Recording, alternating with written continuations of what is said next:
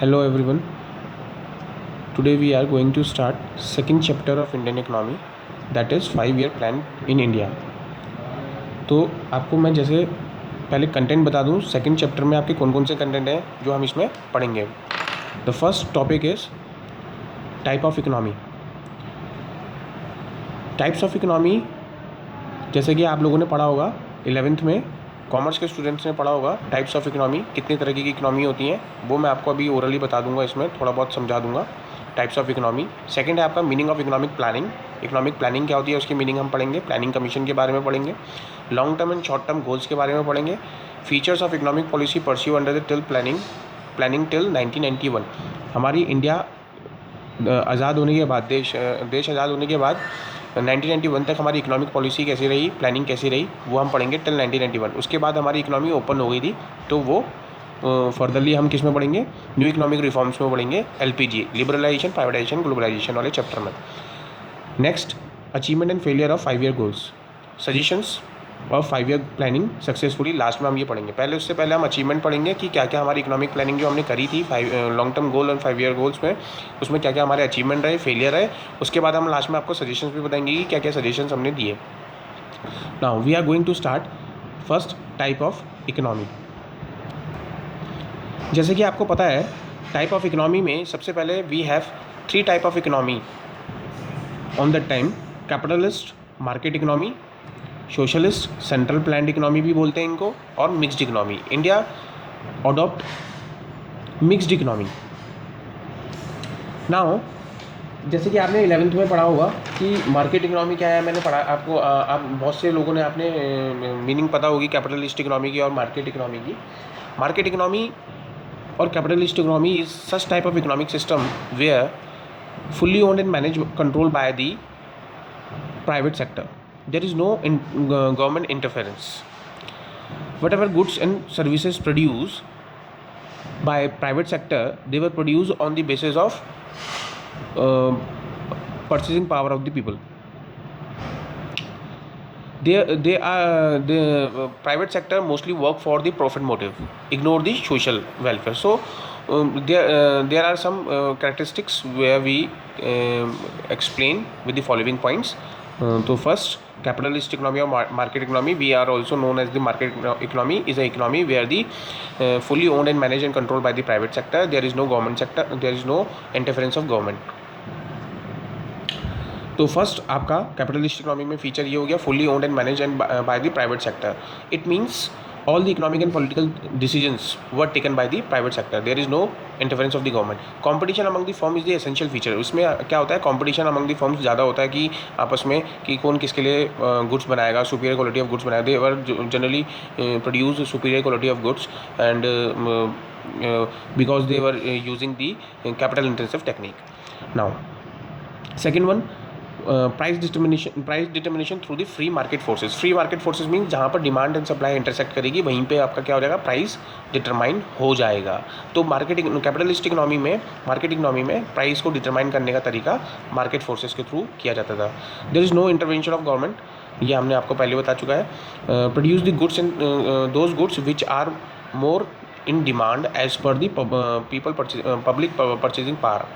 ठीक है, तो गुड्स हम प्राइवेट सेक्टर गुड्स वही गुड्स को प्रोड्यूस करता था जो ज़्यादातर डिमांड में होते थे as per the purchasing power of the people. दूसरा, private sector work for the profit only, ignore the social welfare. Next feature आप बोल सकते हैं capital intensive technique mostly use to produce the goods. तो ये आपने कैपिटलिस्ट इकोनॉमी के बारे में पढ़ा जो हम पहले भी पढ़ चुके थे. नेक्स्ट है आपका central planned economy. It is also known as socialist economy. Socialist economy में आपके कुछ फीचर्स हैं जो हम आपको आगे बताते हैं. Fully owned and manage by the public sector. ठीक है, there is no intervention of the government. All economic and political decisions were taken by the central government of India. Okay, so main motto of this socialist economy is to promote the social welfare.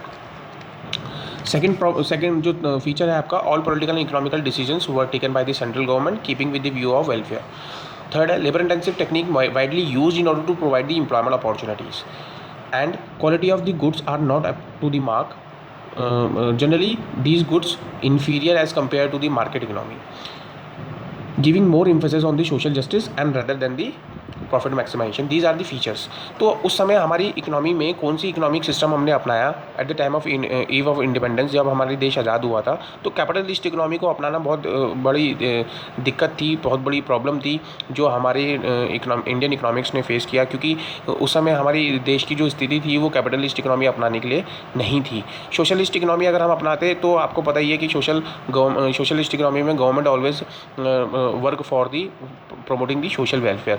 तो इतना हमारे पास इतना पैसा नहीं था कि हम क्या कर सकें, देश को चला सकें। तो that's why Indian government decided to adopt mixed economy. Mixed economy is an economy where both the sector, private sector and the public sector working together for the sake of satisfying their needs। जैसे कि आप समझ सकते हैं कि private schools भी हैं, government schools भी हैं, प्राइवेट हॉस्पिटल्स भी हैं, गवर्नमेंट हॉस्पिटल्स भी हैं, and the both the services, government services भी बहुत सारी देती हैं, प्राइवेट सर्विसेज भी देती हैं। तो जिस तरह के आप इंसान या पब्लिक क्षमता रखता है सर्विसेज का उपभोग करने का, उस तरह से आप उनकी सर्विसेज ले सकते हैं। तो दोनों ही काम कर रही हैं साइड बाय साइड इकोनॉमी में for the sake of economic growth and development. तो ये आपका क्या था, कैपिटलिस्ट इकोनॉमी, सोशलिस्ट इकोनॉमी। बहुत छोटा सा टॉपिक है, बहुत ईजी सा टॉपिक है, 11th में आपने पढ़ा होगा। तो मगर आपको हम इससे पहले हम आपको ये बता दें कि during the colonial period rule Britishers transform the Indian economy into the various type of economy. ये जो इकोनॉमी मैं आपको बता रहा हूँ ये ड्यूरिंग द कॉलोनियल पीरियड में हुआ था।